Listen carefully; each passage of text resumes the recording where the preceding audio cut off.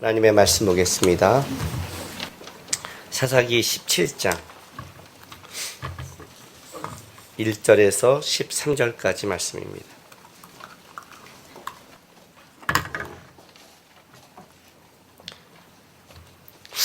사사기 17장 1절에서 13절까지 우리 한 절씩 교독하겠습니다. 에브라임 산지에 미가라 이름하는 사람이 있더니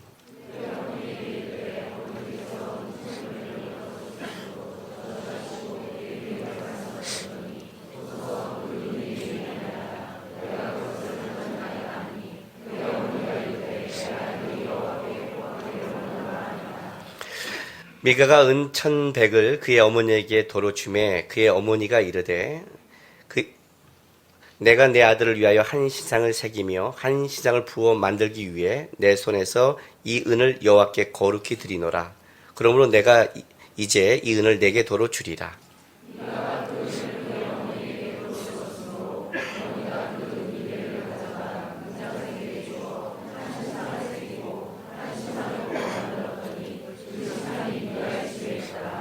그 사람 미가에게 신당이 있으므로 그가 에봇과 드라빈을 만들고 한 아들을 세워 그의 제사장으로 삼았더라.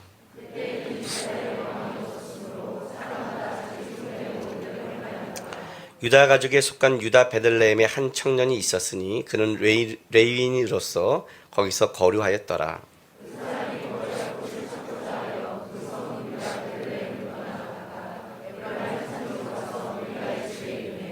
미가가 그에게 묻되 너는 어디서부터 오느냐 하니 그가 이르되 나는 유다 베들레헴의 레위인으로서 거류할 것을 찾으러 가노라 하는지라.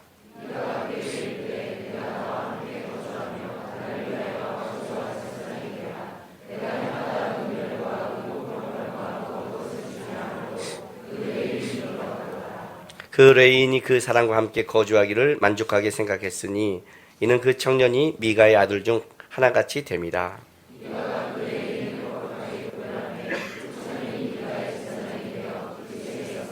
같이 있습니다. 이에 미가가 이르되 레인이 내 제상이 되었으니 이제 여호와께서 내게 복 주신 줄 아노라 하니라. 아멘.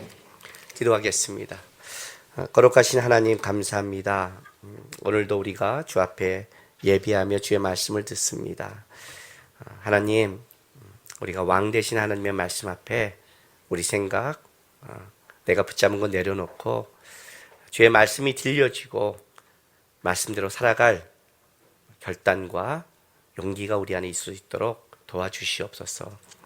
또한 사랑하는 주의 자녀들이 주 앞에 나오면서 하나님께 예물을 드렸습니다. 기쁘게 받아주시고 여러 가지 마음을 담아 드렸지만 또 여러 가지 상황 속에 이들은 살아가야 됩니다.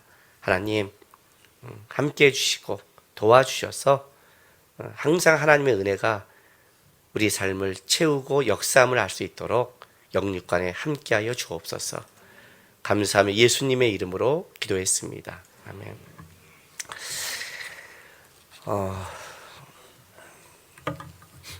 어저께 집에 와서 앉아갖고 이제 책을 이렇게 잠깐 봤더니 우리 집사람이 저한테 이렇게 물어요. 오늘은 설교 준비가 완벽하게 끝났나 보지? 왜냐면 이제 집에 와도 이렇게 생각하는 걸 또 정리도 하잖아요. 준비가 끝났어도. 근데 아예 안 하고 딱 책을 보니까, 이런 경우가 처음이에요. 그래서 제가 뭐라고 그랬냐면, 완벽하게 끝난 게 아니라, 하도 많아서 뭘 해야 될지 생각하면 복잡해갖고, 그냥 설교단에 올라가면서 하려고 결단했어. 그랬어요. 무슨 말이냐면요.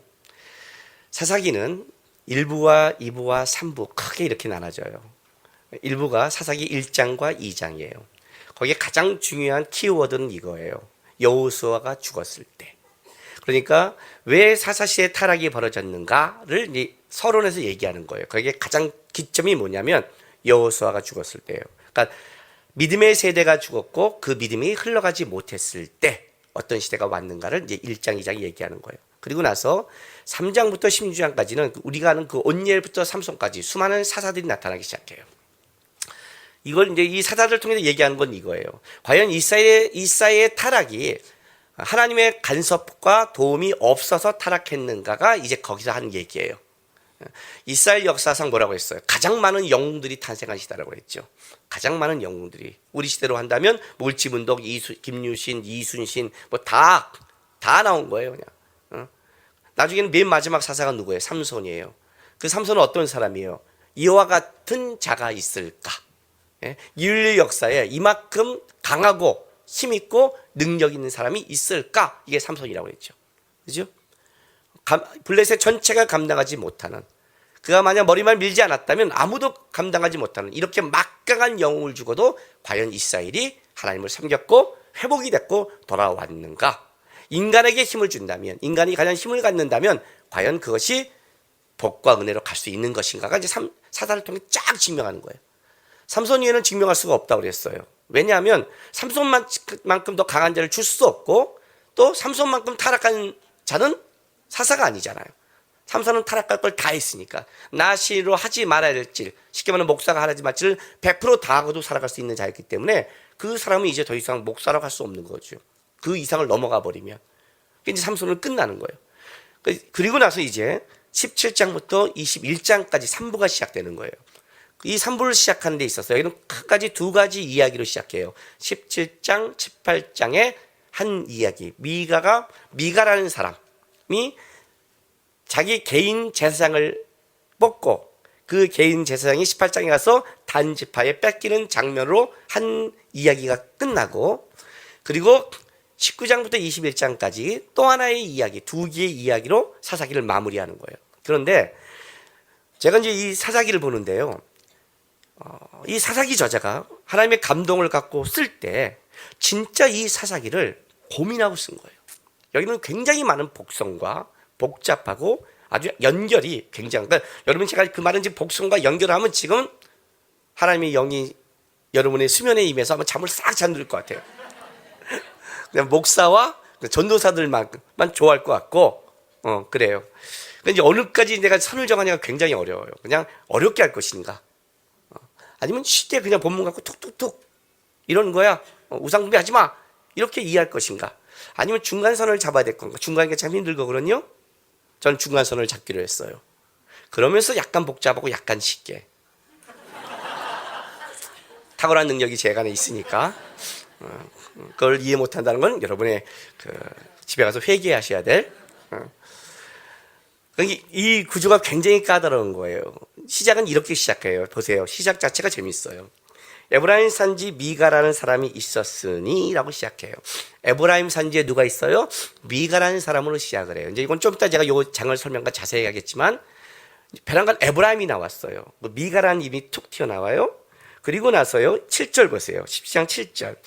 유다 가족에 속한 유다 베들레헴에 한 청년이 있었으니 그는 레인으로서 거기에 거류에 따라서 베란간 유다 가족이 나오고 레인이 나와요. 근데 이 레인이 누군지를 몰라요. 그러다가 이 레인이 18장 뒤에 가서 30절 가서, 우리가 이제 드라마를 보면 베란간 짠 하고 나타나는 거 있잖아요. 그죠? 응답하라 1994에 보면 누구예요? 여자가 누구랑 결혼하느냐 야구 선수하고 막 했잖아요. 맨 마지막까지. 미안해요. 드라마를 안 봤나요? 그죠? 맨 마지막에 드러낸 거예요. 맨 마지막에 짠 드러냈는데 30절에 단 자손이 자기들을 위하여 그 새긴 신상을 세웠고 모세의 손자여 게르솜의 아들인 요나단과 그의 자손은 단 지파의 재상이 되어 그 땅 백성이 사로잡히는 날까지 이르렀다 해서 뒤에 짠 하고 나타나는 거예요. 그러니까 구조가 이렇게 되는 거죠. 에브라임 산지에 미가라는 사람이 있어요. 이 미가라는 사람의 뜻은 누가 여호와 같으리요. 시작 멋있지 않아요? 에브라임, 이스라엘의 양대 지파, 장자권을 가진 에브라임, 요셉 지파, 7위권을 가진 예수 그리스도가 태어난 누구예요? 유다 지파, 양대 지파를 얘기하는 거예요. 그리고 에브라임 지파에 누가 나왔어요? 미가라는 사람이 있어요. 누가 여호와와 같으리요. 이렇게 시작하면 좀 뭔가 새로운 게 벌어질 것 같잖아요. 근데 이게 지금 타락의 완성이거든요. 쉽게 말하면 타락의 완성을 보여요. 타락인가 뭔가는 이제 17장부터 21장 보여줘요. 이 사건은요, 삼손 이후에 있는 역사적 순서가 아니에요. 이 시대는 초기 사건이에요. 사사 초기 사건을 얘기해요. 그러니까 사사기 저자가 사사기를 이렇게 순서대로 쓴 게 아니라 구조를 갖고 쓴 거예요. 왜 타락했는가? 여호수아가 죽었을 때 믿음이 이어지지 않고 하나님을 바라보고 하나님이 우리와 기뻐하시면 그들은 우리의 밥이라고 말한 갈렙과 여호수아의 믿음, 그것이 이어지지 않는 세대, 타락이 시작됐고, 그 시대에 아무리 영웅들을 줘도 어떻게 돼요? 안 된다고 얘기했고 딱 끝내버리고, 그러면 타락은 무엇인가를 설명하는 게 이제 마지막 결론이라는 거예요. 순서가 아니란 말이에요. 이건 사대 초기부터 있던 사건이에요. 근데 누가 여호와와 같으리요? 에브라임 지파 해놓고 중간에 거기에 누가 와요? 유다 지파에 속한 레인 누구예요? 하나님께 구별된 족속 아니에요. 이 정도 되면 뭔가 좀 거룩이 나와야 되잖아요. 그런데 아닌 거예요. 그리고 이 마지막에 뭘로 끝나냐면 단지파가 와서, 또 재밌는 게 뭐냐면 바로 이 앞에 이 저자가 글을 쓸 때 바로 이 단지파 앞에 누가 나타났냐면 삼손이라는 존재가 있는 거예요. 삼손은 사사 중에 가장 막강하잖아요. 근데 이 막강한 놈이 뒤에 보면 단지파는요, 자기 지역을 못 정해서 돌아다니고 있어요. 하나님이 제비 뽑으란 그 땅을 갖지 못하고 돌아다니고 있는 거예요. 그 삼손은 얼마나 못된 놈이에요. 그 힘과 능력을 가지고 자기 단지파에 그걸 회복시켜서 얼마나 좋겠어요. 묘한 구조를 끌고 가고 있는 거예요. 그 타락을 딱 얘기하고 마지막에 이제 누구 얘기하면 그 레인이 누구냐? 모세. 그럼 모세 나가면 우리가 어떤 느낌이 와요? 대단하죠. 대단한 말. 이런 사람이 이렇게 나가는 거예요.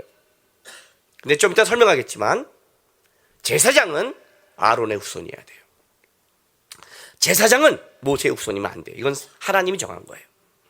그런데 모세의 후손 중에서 이 율법을 어기는 거예요. 그러니까 에브라임 지파, 유다 지파, 레인, 누가 여호와 같으리요? 모세의 손자, 이게 다 뭐예요? 다 타락이에요. 그리고 나서요, 19장에 가서는 이제 이 정도 되면 타락이 한 지파의 타락으로 가잖아요. 근데 19장에서는 이걸 또 확 가중시켜버려요. 그래서 19장은 이렇게 시작해요. 보세요. 19장 가면 이 구절을 내가 하는 이유가 뭐냐면, 구절을 알아놔야 다음부터 계속해서 성경을 들어갈 때 여러분이 그 의미를 알게 돼요. 이해 못해도 좋아요. 몇 번 반복할 거예요. 19장 보세요. 이스라엘의 왕이 없을 그때 에브라임 산지 구석에 거류하던, 자, 에브라임 산지가 또 나오죠. 이 저자는 에브라임을 끝까지 끌고 그러는 거예요. 에브라임이 마음에 안 드는 거야, 쉽게 말하면. 그 많은 장자권을 가지고 살아갔던 이 에브라임이. 그리고 어떤 사람이 유다 베들레헴의 첩을 또 어디서 맞아요? 유다가 또 나오는 거예요. 유다도 마음에 안 드는 거예요. 그러니까 에브라임과 유다는 끄집어내는 거예요. 또 누가 나와요? 레인이 나와요. 그죠? 그런데 19장에는 뭘 나오냐면 사람 이름을 없어요. 아까는 미가가 있고 레인의 그 제사장의 이름을 나중에 밝혔는데 19장부터는 안 밝혀요. 안 밝혀버려요. 이름을 밝히지 않아요. 이름을 밝히지 않는다는 건 이런 뜻을 가지고 있는 거예요.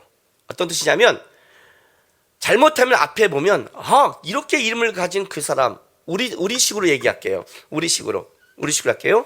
어떤 큰 교회 어떤 목사님 타락. 이해가 돼요? 우리 식으로 말하면 에브라임이 산지의 미가, 누가 여호와의 같으리요? 에브라임이 산지 가장 막강한, 우리 식으로 하면 가장 큰 교회, 가장 유명한 목사님. 그렇게 얘기할 수 있잖아요.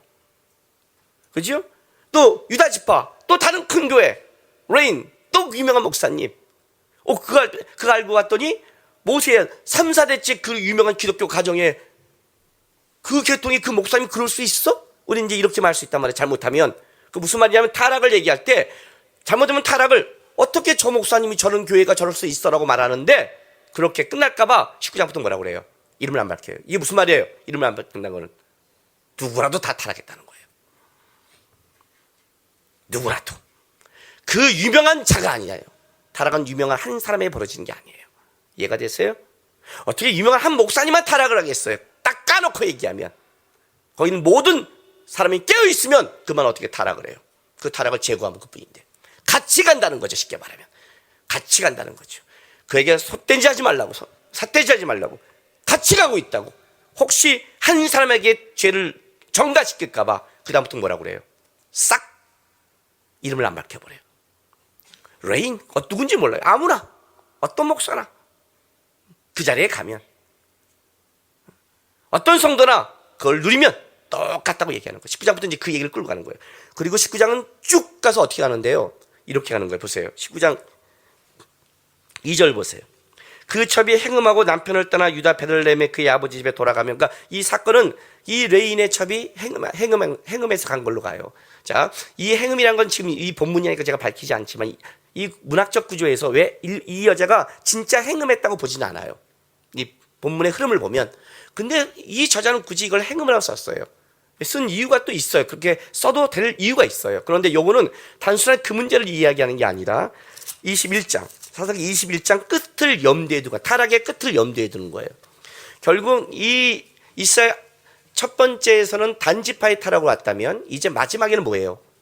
베냐민과 이스라엘 11지파의 싸움으로 한 지파가 공동체가 무너지는 위기에 갔죠. 결국 뭐예요? 전체 지파의 문제를 끌고 오는 거예요. 그리고 베냐민 지파가 무너질 때 방법이, 다시 살릴 방법이 없으니까 어떻게 되죠? 자, 21장 23절 보세요.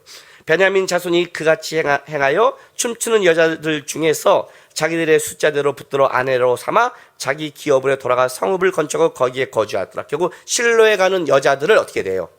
행음한 거예요. 그래서 베냐민 지파가 있는 거예요. 그러니까 행음과 행음이 양쪽에 끝에 있는 거예요. 시작과 끝에. 이해가 됐어요? 그 타락상을 이제 확 끄집어 가고 있는 거예요. 이 구조 자체가.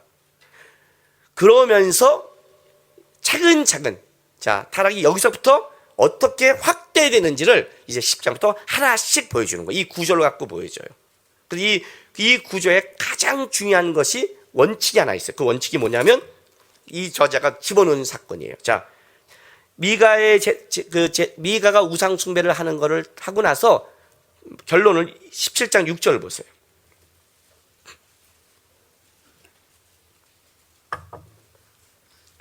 했어요? 10장 6절. 그때 이스라엘에 왕이 없었으므로 사람마다 자기 소견에 옳은 대로 행하였더라. 이유가 간단해요. 그때 이스라엘에 왕이 없으므로 사람이 자기 소견대로 옳은 대로 행하였더라. 그 21장 마무리 25절을 결론을, 사사기를 결론을 이렇게 내리는 거예요. 여전히 똑같이 내려요. 그때 이스라엘에 왕이 없었으므로 사람이 각기 자기 소견에 옳은 대로 행했더라를 앞뒤로 딱 하고, 그리고 여기서 끝나는 게 아니라 잊어먹을까봐, 자, 18장 1절 보세요. 다시 미가의 집에서 단 지파의 제사장 집으로, 그 단 지파가 미가 제사장을 뺏어간 그 시점도 여전히 어떻게 하냐면 그때 이스라엘에 뭐예요? 왕이 없었고를 다시 한번 확인해요. 그리고 19장 다시 레인의 첩의 문제가 다시 시작할 때도 다시 한번 우리에게 잘못하면 이 스토리와 한 사람의 개인적인 죄로 빠져갈까봐 다시 한번 성경의 저자가 강조하는 게 뭐냐면 이스라엘이 왕이 없을 그때의 에브라임 산지에 이렇게 시작하는 거예요. 그러니까 이스라엘에 왕이 없다는 걸 계속 강조하는 거예요. 이거 왕은 제도적 왕을 말하는 게 아니에요. 이스라엘 왕은 누구예요? 하나님이에요. 하나님이란 말이에요. 하나님은 계신데 하나님을 왕으로 섬기지 않을 때, 자기들이 주권을 가질 때, 선악과 사건이죠. 선악과. 아담과 하와가 왜 선악과를 먹어요? 너희가 하나님 같이 되자는 뱀의 말을 듣죠. 하나님 같이 했다. 우리가 하나님의 주권을 받는 게 아니라 우리가 주권을 갖겠다고 시작한 그때 어떤 일이 벌어지는가? 다른 말로 할게요. 이 사람이 주인이 된 시대, 사람이 주인이 될 때는 어떤 시대가 올 것인가를 쓴 거예요. 놀랍게도 이것은 오늘 현대를 살아가는 시대와 딱 일치하고 있어요. 그렇다면 앞으로 어떤 시대가 오냐면 이 사사기 말한 그 19장부터 21장 앞으로 온 그 시대가 우리에게 도래할 거예요. 그렇게 오게 돼 있어요. 현대 시대가 언제냐면 종교다원주의 시대라고 해요. 종교다원주의 시대는 뭐냐면 간단해요. 모두의 주인, 그러니까 각자가 주인된 걸 인정하라는 뜻이에요. 그게 종교다원주의예요. 진리를 어느 한 종교나 어떤 한 집단의 진리를 얘기하지 말라는 거예요. 그냥 같이 산다는 거예요. 지금 딱 이런 시대예요. 딱 이런 시대예요. 왜냐하면 이 본문이 말하는 게 한 가지예요. 신앙생활은 딱 한 가지의 싸움이거든요. 어떤 싸움이에요? 하나님의 주권을 인정하느냐 안 하느냐 싸움이에요. 지금 본문이 그 중에 있는 거예요. 그때 왕이 없었다는 거예요. 그러니까 만약 왕이 있었다면, 하나님을 왕으로 섬겼다면, 하나님의 주권을 인정했다면 이런 시대가 왔겠니? 아니라는 거죠. 이 싸움을 하는 거예요. 여러분 교회에 와서 예배도 드리고 기도도 하고 다 하고 있지만 내가 종교적인 신앙을 하는 것과 내가 하나님을 왕으로 섬기는 건 다른 얘기예요. 다른 얘기예요. 종교인과 신앙인은 달라요. 제가 우리 그 전도사들과 우리 둘러스 후배 목사님들에게 항상 얘기한 게 그거예요. 종교 지도자가 되지 마라. 신앙의 지도자가 되라 그랬어요. 신앙의 지도자는 뭐가 다르냐면 하나님을 주인으로 모시고 하나님이 진리고 하나님이 원칙이고 하나님을 따라가는 게 신앙의 지도자예요. 종교 지도자는 그렇지 않아요. 종교 지도자는 사람이 우선이에요. 사람과 좋으면 해야 돼요. 사람과 같이 가야 돼요. 사람에게 맞춰줄 수 있어요. 왜? 종교란 뭐예요? 종교란 근본적으로 우리가 그냥 선하게 살자, 좋게 살자 이 얘기를 하고 있어요. 신앙은 뭐예요? 내가 착하게 살자가 아니라 하나님이 원하는 대로 살자. 하나님의 주인됨을 고백하자. 이게 신앙이거든요. 이제 이 싸움이 벌어지는 거예요. 오늘 이제 본문을 보세요. 자기네끼리 너무 좋아요. 아무 문제가 없어요. 근데 뭐가 돼요? 성경은 이게 타락의 이제 진상이라고 얘기하는 거예요. 자, 보세요. 17장 1절. 에브라임 산지에 미가라 이름하는 사람이 있더니, 미가는 무슨 뜻이라고요? 누가 여호와와 같으리요. 다른 말로 하면 하나님 같은 이가 누구냐 이렇게 말하는 거예요. 그러면 이제 이런 사람이 시작되면 느낌이 이렇잖아요. 아, 야 진짜 이제 삼손 다음에 하나님을 붙잡는 어떤 사람이 나타나겠구나. 누가 여호와에 같으리하면 그 여호와를 드러낸 사람이 나타나겠구나. 그것도 누구예요? 에브라임이. 여러분 지금까지 우리가 사사기를 계속 봤지만 사사기에는 에브라임이 굉장히 많이 나와요. 에브라임이. 왜냐하면 에브라임은 이스라엘 가나안 땅에 침공했을 때 여리고성이 무너지고 중부로 들어온 다음에 북쪽에 그쪽에 그 싸움을 에브라임이 맡았고 남쪽은 유다가 맡아요. 그러니까 에브라임과 유다만 자기네가 열심히 감당했으면 어떻게 돼요? 하나님의 나라에 일을 이루는 거예요. 그 에브라임. 그 중에 누가 여호와 같으리요가 나왔어요. 근데 딱 나와서 우리가 기대하잖아요. 또 이렇게 이름을 지어준 부모는 이 아이에게 굉장한 많은 걸 기대했을 거 아니에요. 그죠? 제가 우리 그 하람이한테 하나님의 사람하고 엘리야 이름 엘리야를 딱 생각하고 지어줬거든요. 그죠? 저는 참 좋은 아빠예요. 왜 엘리야 이렇게 안 지어줬으니까. 그럼 어딜 가겠어요, 걔가 평생. 그잖아요. 어저께 제가 친구들을 만나서 고등학교 친구 중에 이제 하나가 어디 가서 잠깐 모자 갖고 명동에 갔어요. 그래서 제가 가니까 어디 가겠어요, 걔네가. 술집을 못 가잖아요. 목사가 왔으니까. 그러니까 당구장에 간 거예요. 요즘은 카페도 이게 흡연실이 없앤대요. 뭐 이거 없으니까 방법이 당구장 간 거예요. 당구장에 갔죠. 오랜만에 당구를 쳤어요. 왕년 120 이제 따가고 했는데 녹슬지 않았어요. 제가 1등을 다 했어요. 개인전 1등하고 갬페인 먹고도 전문당하예요. 1등을 했어요. 가락도 났고요. 그리고 레지 가락이 났어요. 이건 전문 용어예요. 이야 그냥 어저께 근데 딱 한 번에 서너 개씩 치니까 친구들이 뭐야? 목사님이 이거 당구만 쳤나? 그 순간에 픽 했어요. 당구 치는데 목사님 그러니까 그렇게 하면 안 되지. 치사하게 여기서 목사님 그러면 내가 손이 떨리지. 남들 신경 쓰이는데 이건 비겁한 거야 이놈아. 그다음부터 어떻게 해요? 그다음부터 이제 조심스러운 거예요. 그런 거 아니에요. 거기다 목사님만 들어도 그러는데 딱 하는데 야 엘리야 그럼 돼? 이건 느낌 파고잖아요. 우리 하준이는 첫째가 엘리야니까 첫째가 격이 같아야 되잖아요. 엘리야 같은 이가 누구예요? 세례 요한. 하나님의 길을 준비한 하준. 그렇게 져준 거예요. 걔도 세례 요한 그러면 안 되잖아요. 더 무섭잖아요. 김세례 요한 이러면 요한도 미쳐버리겠는데 갖다 세례자를 붙여버리면 얘네가 물에 빠져 죽어버릴 것 같아요. 그잖아요. 그 이름을 그렇게 했을 때 누가 여호와 같으리요. 선지서도 미가서가 있거든요. 그러면 이 이름은 진짜 부모가 기대한 거예요. 사사기 초기니까 여호와 같은 여호와를 드러내는 사람을 살라고 딱 지어준 거예요. 그러니 저자가 한층 긴장감을 얘기하는 거예요. 야 삼손 이후에 진짜 뭐가 나타났나 보다. 이제 회복이 되나 보다 했는데 2절에 기가 막힌 일이 벌어져요. 보세요. 그의 어머니에게 이르되 어머니께서 은 1,100을 잃어버리셨으므로 저주하시고 내 귀에도 말씀하셨더니 보소서 그 은이 내게 있나이다. 내가 그것을 가져왔나이다 하니 그의 어머니가 이르되 내 아들이 여호와께 복을 받기를 원하노라 하시다. 본문이 막 무슨 말인지 모르겠죠. 그죠? 어렵게. 참 고마워요. 목사가 존재할 수 있는 이유를 설명해 줘서. 은 1,100개를 잃어버렸대요. 여러분 은 1,100개 딱 들으면 누가 생각나요? 드릴라예요. 판푸파탈의 여인 드릴라. 삼손을 꼬실 수 있는 섹시와 미모와 담력을 가진 드릴라가 받은 돈이 은 1,100개예요. 그죠? 은 1,100개가 굉장한 돈이라고 그랬죠? 받아서 딱 떠올리죠? 그러면 은 1,100개가 뭐야 돼요? 결코 좋은 돈이 아니라는 느낌을 주지요. 그런데 이걸 어머니께 가져왔어요. 근데 왜 가져왔나 봤더니 얘 얘기를 들어봤더니 이거예요. 은 1,100개를 어머니 걸 훔친 거예요. 대단한 돈을 훔쳤어요. 그러니까 쉽게 말하면 미간의 집은 굉장한 부자예요. 이만한 돈을 훔치고도 부모가 그냥 저주하고 끝내요. 나쁜 놈 새끼가 가져간 놈 다 평생을 이러다 끝내버린 거예요. 여러분 이 돈이 얼마나 큰 거라고 말해줬죠? 여기 17장 10절 미가가 레인 제사장에게 준 1년 연봉이 뭐라고요? 내가 해마다 은 10과 의복 한 벌과 먹을 주라고. 그러니까 레인에게 준 연봉이 을 10인데 은 1,100개면 어마어마한 돈이잖아요. 어마어마한 돈이란 말이에요. 이 돈을 잊어버리고도 부모가 그냥 저주하고 끝내버린 거예요. 이 저주란 단어는 한정적 저주예요. 그러니까 무슨 말이냐면 막 저주한 게 아니라 이 돈을 가져간 놈은 저주한 거예요. 근데 이게 일단 누가 들었어요? 미가가 들은 거예요. 근데 미가는 하나님을 누가 여호와의 같으리라 하는 하나님 이름을 가진 미가는 이 막간 부모의 돈을 훔쳐가는데 아무 죄책감도 없고 아무 하나님의 두려움도 없이 훔쳐갔어요. 하나님에 대해서는 그렇게 훔쳐간 거예요.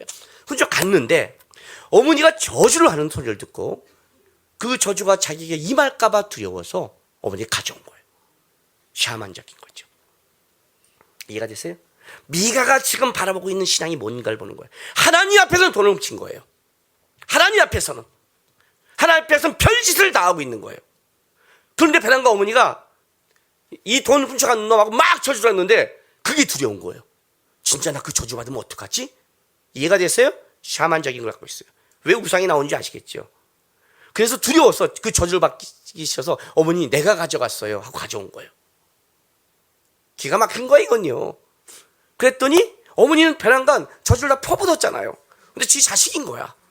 그러니 순간 당황하니까 이 여자는 돈이 많은 여자니까 이게 중요한 게 아니거든요. 그러니까 17장 뒤에 그의 어머니가 이르되 내 아들이 여호와께 복 받기를 원하노라. 베란간 여호와께 복 받겠다고 싹 바꿔버렸어요. 이거 좀 이해가 안 가죠. 근데 고대 근동에서는 약간 이것이 주술적 행위예요. 주술적 행위라니까 여러분 잠깐만 이거 생각하면 안 돼요. 우리 뭐 음침한 데 가서 뭐 이렇게 하는 거 그런 말하는 게 아니라 그런 걸 말하는 게 아니라 우리나라도 굉장히 주술적 행위가 많아요. 이런 거 있죠. 집에 이상한 사람이 쳐들어오면 어떻게 돼요? 그날 재수가 없으면 뭘 뿌려요? 소금 뿌리잖아. 그게 다 주술적 행위거든요. 그잖아. 왜 아까운 소금 왜 뿌려? 근데 그게 이제 걸린단 말이에요. 어느 이사 들어갈 때 어떻게 들어가요? 꼭 북어 대가리 닦아놓고 뭐 그런 거 있잖아요. 북어는 먹는 거지 왜 다는 거야? 뭐 부적 달아놓고 또 이사하는 사람들 보면 샤만적인 사람 뭐냐면 꼭 장롱부터 뭐부터 들어가야 된대요. 그게 있어요. 여러분 이제 뭘 알고 살아가세요? 드라마를 얘기해도 이걸 얘기해도 성경을 얘기하면 설교가 진행이 안 돼. 진행이 도대체 그렇다고 뭐 열심히 또 뭐 하는 것도 아니고 진짜 그렇게 한단 말이에요. 이게 들어가는 순서가 있는 거예요. 여러분 그거 굉장히 까다로워요. 그리고 알잖아요. 우리가 모두가 아는 거 손 없는 날 그거 따지잖아. 이사할 때 우리는 목사들은 어떻게 이사한 줄 알아요? 이사할 때 손 있는 날이 언제예요? 네? 뭐라고요? 손 있는 날이 언제냐고요? 왜요? 이사하려고요? 아니 그러면 안 돼요. 아니요, 우리는 손 있는 날 가려고요. 그때가 싸고 사람이 없어요. 우리 목사들은 다 손 있는 날 찾아요. 손 있는 날 좀 말해주세요. 우리는 그런 날, 우리는 안 믿으니까. 근데 세상 사람 그렇게 하잖아요. 그게 다 주술적 행위란 말이에요. 주술이라고 그러니까 이상한 게 아니라 샤만적인 거죠.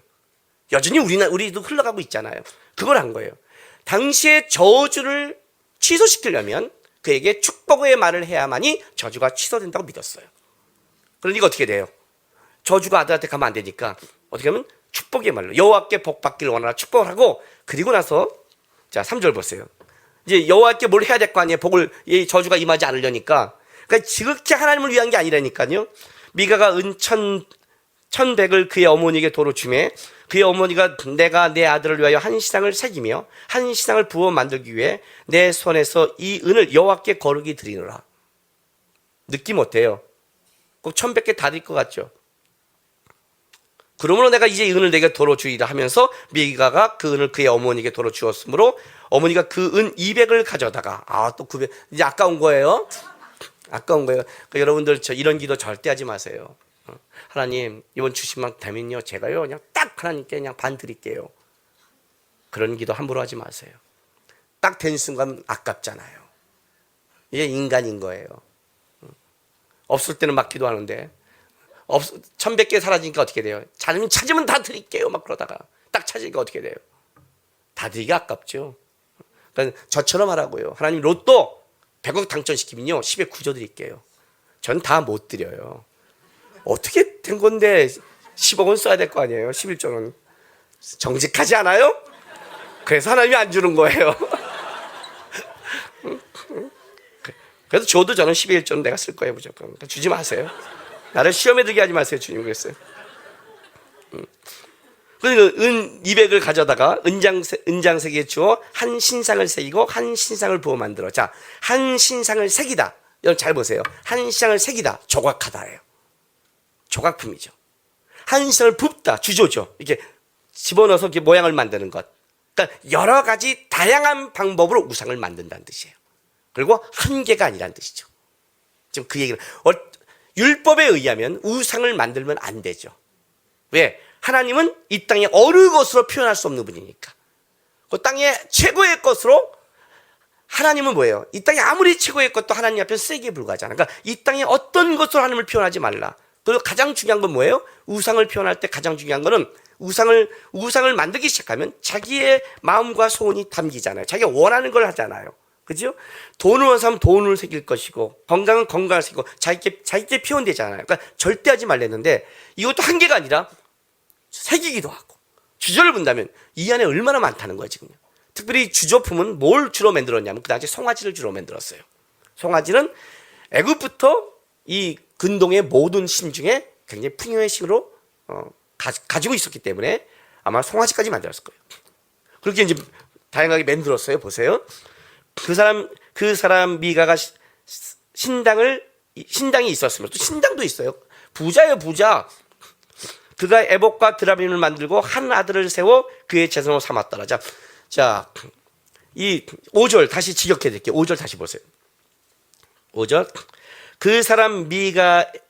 그리고 그 사람 미가 그에게는 신들의 집이 있었다. 신당이 아니라 신들의 집이 있었다. 그러면 이 신당 안에는 수많은 신이 있었다는 뜻이죠. 그 중에 모르는 거예요. 또 집어넣은 거예요. 여호와를 위해서. 야, 이게 말이 돼요? 그리고 에봇과 드라빔을 만들고 한 제사장을 자기 아들을 세웠어요. 그러니까 완전히 얼마나 이게 자기 개인적인 걸 지금 드러내고 있는 거예요. 여러분, 에봇은 기드온 때부터 나타난 우상이에요. 제사장이 입는 옷인데 우리식으로 한다면 이런 거죠. 적어도 십자가를 금칠한 거예요. 우리식으로 한다면. 근데 드라빔은 얘기가 달라요. 여러분, 야곱이 도망갈 때 라헬이 훔친 게 뭐예요? 드라빔이에요. 라반의 집에서. 드라빔은 그 당시에 가정의 수호신이었어요. 이방신이죠. 그리고 이 드라빔은 주술적 용도로도 사용을 해요. 점칠 때 사용한단 말이에요. 그러면 어떻게 점치는 것과 가정의 수호신과 에봇이 하나님이 같이 존재할 수 있겠어요? 이 자체가 말이 안 되는 거죠. 말이 안 되는데 존재하고 있다는 건 뭐예요? 그 당시의 신앙이 그렇다는 거예요. 여러분 이렇게 말하면 어머 진짜 타락했네 이렇게 말하죠. 저는 요즘에 죄송한 얘기지만 수많은 곳을 가면 집을 가면 난 이 집안에 섞여 있는 걸 너무 많이 봐요. 여러분의 집은 아닐 거라 장담하실 수 있겠어요? 예? 가정신방을 가면 내가 안 되니까요. 집안의 세팅을 보면 알아요. 어떤 구조와 어떤 생각, 그거 추구하는 것 여러분 없을 것 같아요? 하나님과 다른 게 여러분이 안 섞여 있을 것 같아요? 우리는 섞여 있는 거예요. 섞여 있을 수밖에 없어요, 죄인은. 그러나 섞여 있지만 뭐예요? 주인이 하나님이랑은 인정한 것과 하나님이 아니라 뭐 다른 걸 여러 가지 인정하는 거는 다른 거예요. 아주 나쁘게 말하면 보험을 수없이 드는 거죠. 하나님도 그 보험 중에 하나죠. 너 안 되면 이쪽인 거죠. 거기에 완전히 해놓은 거예요. 그리고 누구를 세요? 자기 아들을 제사장으로 세웠어요. 이야, 제사장은 누구가 세야 된다고요? 레인도 안 돼요. 레인도. 아론의 후손만이 가능한 거예요. 근데 제상을 세웠어요. 자, 그리고 나서 결론을 한번 딱 내려줬어요. 6절 뭐라고 내렸어요? 그때 이스라엘 왕이 없었으므로 사람마다 자기 성에 오른 대로 행하였다라 결론을 한번 내려줬어요. 여기서 끝난 게 아니라 그 다음에는 누가 오냐면 유다 가족에 속한 유다 베들레헴의 한 청년이 있었으니 그는 레인으로서 거기에 거류하였더라. 자, 왜 거류했다는 말씀은 이거예요. 저자가 지금 말하고 싶은 게, 성경이 말하고 싶은 게 이거예요. 가나안 땅에 들어가서 지파마다 땅을 가졌을 때 레인은 땅을 안 줬어요. 그러나 하나님의 속한 그 지파로서 가나안 전체 48개 성읍의 그 배정을 받아요. 거기가 레인의 그 거류지에 돼요. 그 48개 중에 베들레헴은 없어요. 그렇다니까 레인에게 준 땅 그 곳이 아니기 때문에 거류했다는 표현을 쓰는 거예요. 거기 있지만 거기에 정착이란 말을 쓰지 않아요. 레인이. 근데 일부러 또 왜 유다와 베들레헴을 쓰냐면 여기 바로 갖고 있는 게 유다는 가장 막강한 치리자의 자손이요. 베들레헴은 거기서 누가 나와요? 예수님이 나오는 거예요. 바로 그걸 받아야 될, 그걸 진짜 메시아를 기다리고 소망해야 될 거기서 걔가 거류하더니 베란간 살겠다고 이제 내려온 거예요.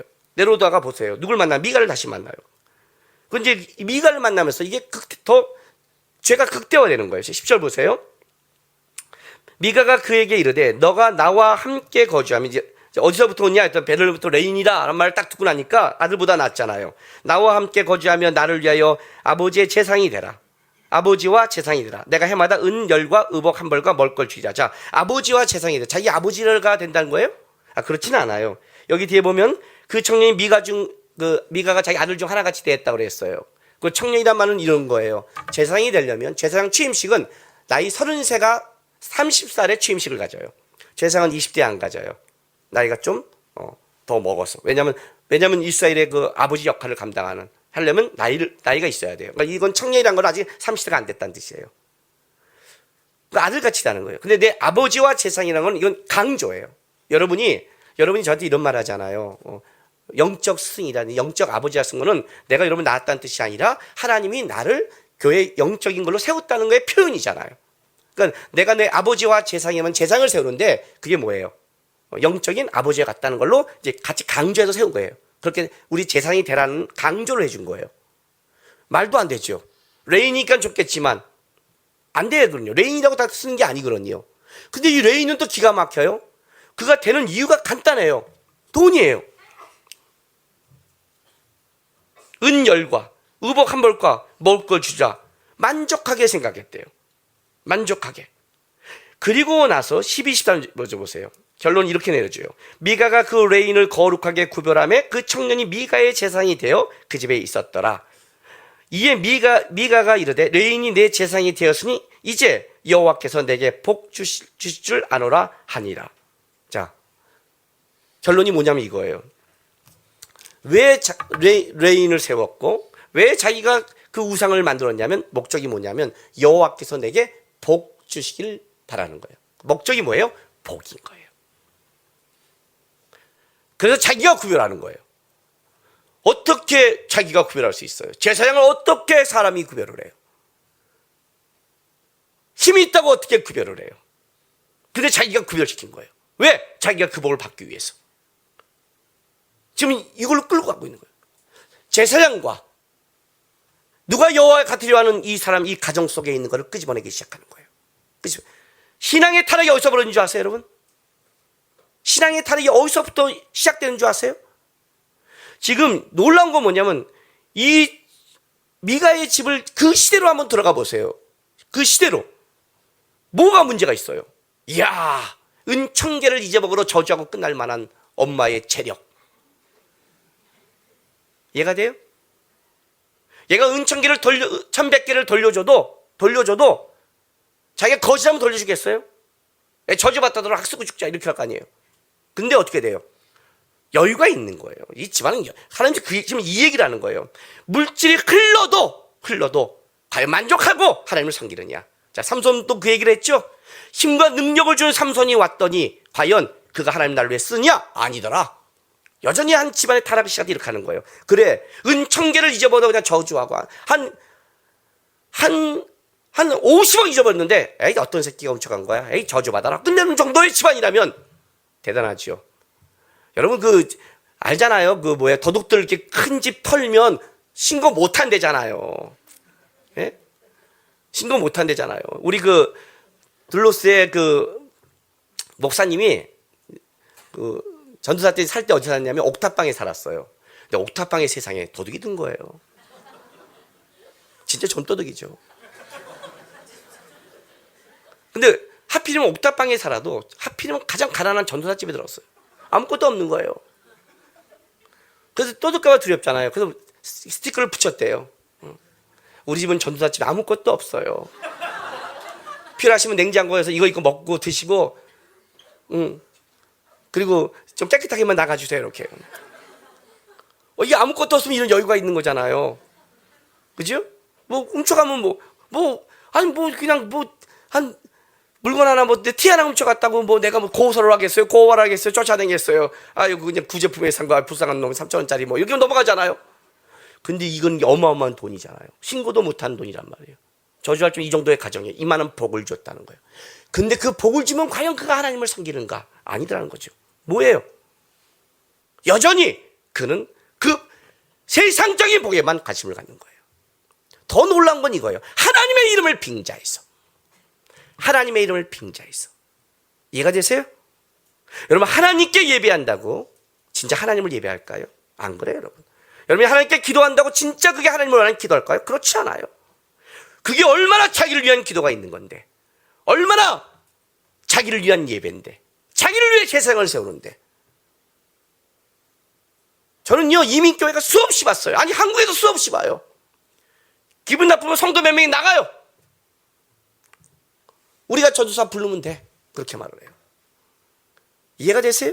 아니 목사가 다 나갈 수밖에 없는 상황이 있고 나가서 예배 드리자 보니까 재산이 필요해서 목사님을 초빙할 수 있어요. 그런 교회가 있어요. 뭐 다 나쁜 건 아니에요. 그런데 실상 그 마인드 속에 흘러가는 거 저는 봤다니까요.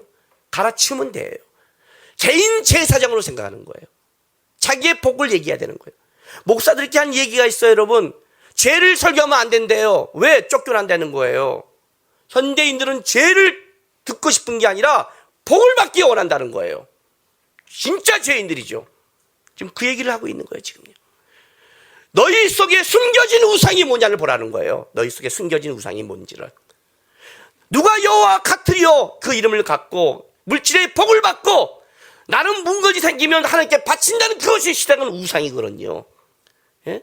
여러분 우리 가끔 그러잖아요. 강제상 바치면 성물을 바친다. 하나님께 바치는 게 나쁜 게 아니에요 여러분. 그러나 그게 우상이 되면 안 된다고요.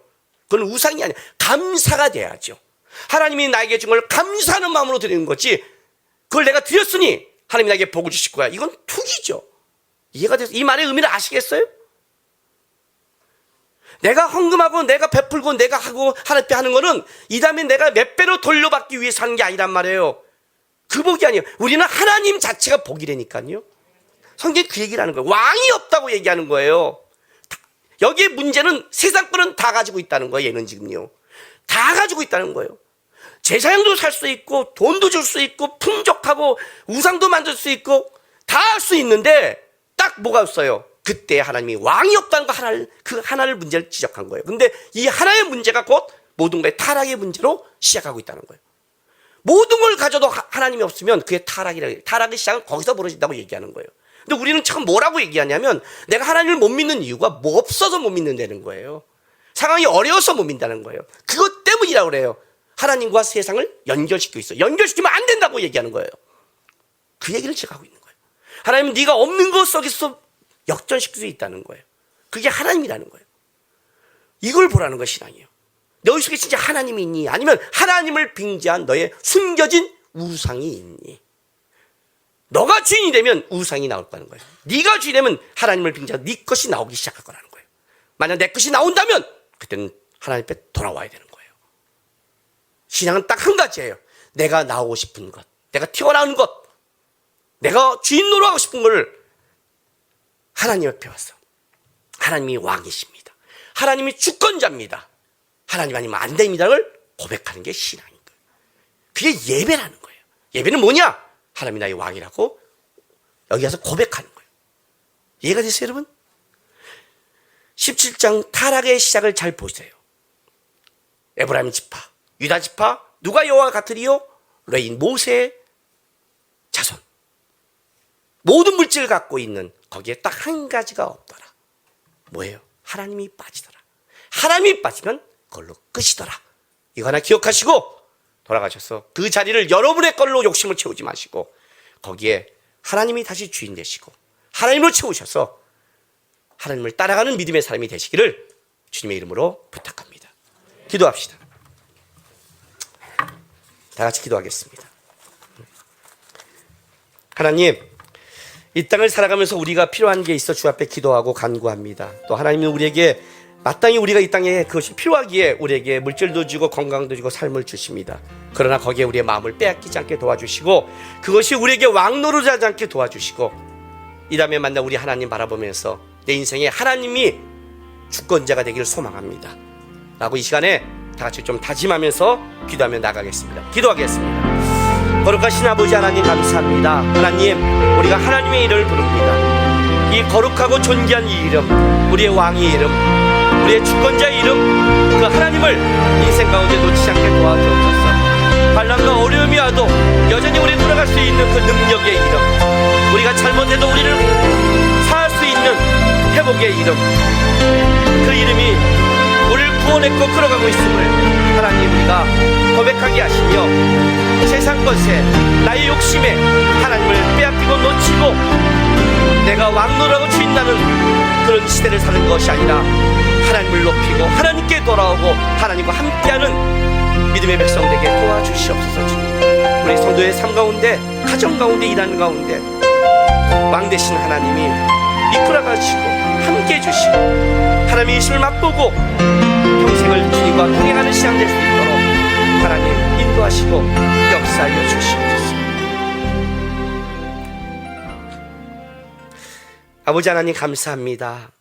그 존귀하신 이름이 우리 아버지가 됐고 그 거룩하신 이름이 우리가 바라볼 수 있는 소망의 이름이 돼서 감사합니다.